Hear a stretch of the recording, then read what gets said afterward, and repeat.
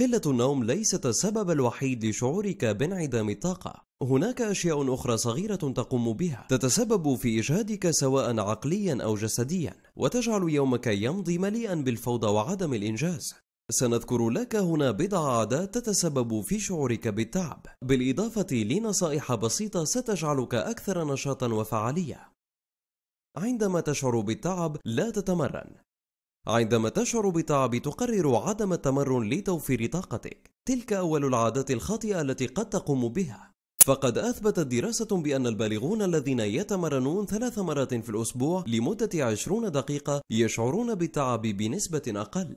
فالتمرين بصورة منتظمة يزيد من قوتك ويحسن من أداء جسمك، ويساعد على توصيل الأكسجين والمغذيات لعضلاتك وأنسجتك. لذلك المرة القادمة التي تفكر فيها بعدم التمرن لا تستجب لذلك، واستبدل التمرين بالمشي لوقت قصير ولن تندم على ذلك. لا تتناول الماء بصورة كافية.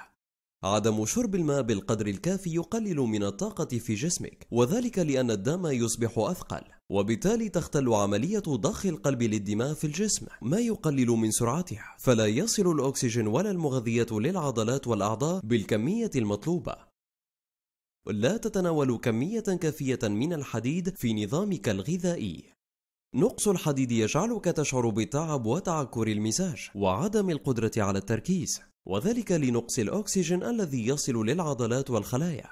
وزيادة كمية الحديد في حميتك الغذائية يقلل من خطر إصابتك بالأنيميا. لذلك تأكد من أن وجباتك تحتوي على البقول واللحوم والبيض والخضروات الورقية الخضراء والمكسرات وزبدة الفول السوداني. تسعى للكمال دوما. هل أنت من محبي الكمال فيما تفعل؟ إذن يجب أن تعرف أن ذلك مستحيل، بل سيجعلك تعمل بصورة أكبر ولوقت أطول من المطلوب منك. لو كنت من الذين يضعون لنفسهم أهدافا كبيرة غير واقعية أو صعبة بلا شعور بالرضا وبدون وضع وقت لانتهاء هذه المشاريع، ستجد نفسك في النهاية منهكا دون أن تنجز ما تريد، لتشعر أيضا بالإحباط. القلق الزائد.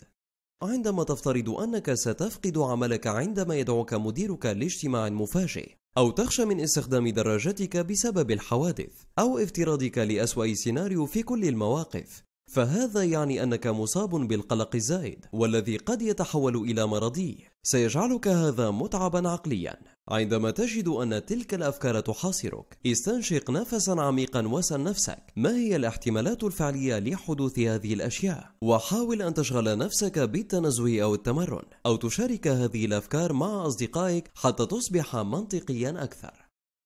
لا تتناول إفطارك. الطعام هو ما يمد جسمك بالطاقة، وعندما تنام يستخدم جسمك الكميات الباقية في أداء وظائفه الحيوية مثل تدفق الدم وتوزيع الأكسجين. لذلك عندما تستيقظ ولا تتناول الإفطار سيؤدي هذا بالتبعية إلى شعورك بالتعب طوال اليوم. ويجب أن يتضمن إفطارك حبوبا كاملة وبروتينا حيواني ودهونا صحية. تعيش على الوجبات السريعة. هذه الأطعمة مليئة بالسكر والكربوهيدرات، ما يزيد كمية السكر في الدم، والذي سريعا ما يقل ويتسبب في شعورك بالتعب خلال اليوم.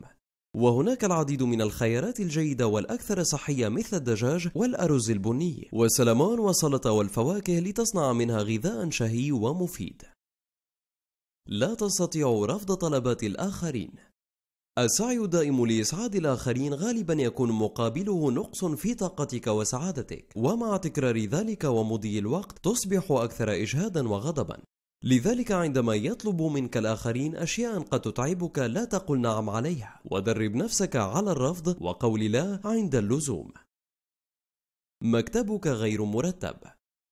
المكتب غير المرتب يجعلك تشعر بالتعب العقلي، ويقلل من قدرتك على التركيز والتعامل مع المعلومات. والأفضل أن تقوم بترتيب مكتبك في نهاية اليوم حتى تبدأ اليوم الجديد دون أعباء مؤجلة.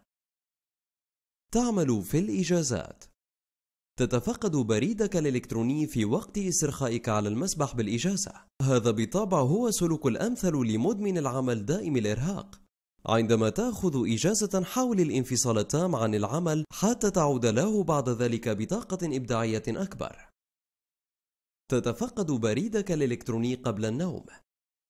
استخدام الجهاز اللوحي أو الحاسوب أو الهاتف المحمول قبل النوم يجعل نومك مضطربا، لذلك الأفضل تجنب وسائل التكنولوجيا الحديثة قبل النوم بساعة أو ساعتين. تعتمد على الكافيين لتمضي يومك.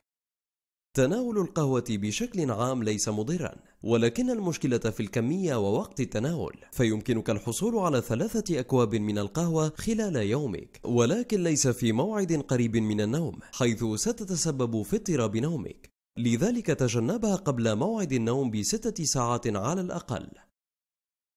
تسهر لوقت متأخر في الإجازات الأسبوعية. السهر لوقت متأخر في الإجازة الأسبوعية ثم النوم مطولا الصباح التالي سيؤدي إلى عدم قدرتك على النوم مبكرا، وبالتالي تبدأ الأسبوع متعبا. تابعونا على صفحة أوديولابي على الفيسبوك facebook.com/audiolabby. Audiolabby. Share knowledge.